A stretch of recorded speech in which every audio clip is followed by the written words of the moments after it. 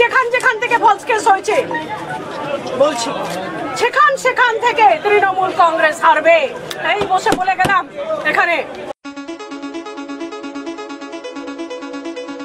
সদ্য বিজেপিতে যোগ দিয়েছেন একদা তৃণমূল ঘনিষ্ঠ প্রাক্তন আইপিএস অফিসার ভারতী ঘোষ। বিজেপিতে যোগ দিয়েই তিনি সুর চড়িয়েছেন মমতা বন্দ্যোপাধ্যায় ও তৃণমূল কংগ্রেসের বিরুদ্ধে।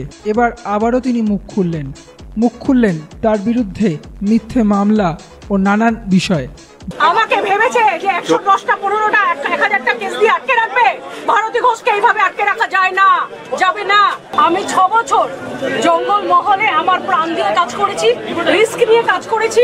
23 বছরের চাকরিতে কোনো ধোঁয়া উঠলো না। ইংরেজিতে একটা কথা আছে, where there is fire there is some smoke, there was no smoke in 23-24 years।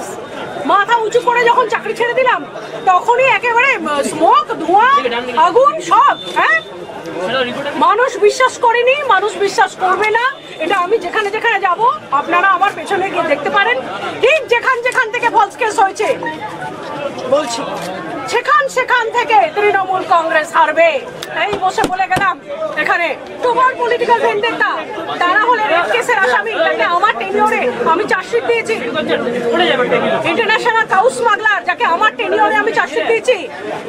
এগুলোকে ডেকে আনা হয়েছে। আমি সুপ্রিম কোর্টে যে কাগজ জমা করেছি সেই কাগজ কয়েকদিনের মধ্যে it will be a public document, আপনারা দেখবেন এই জেলা কি করেছে।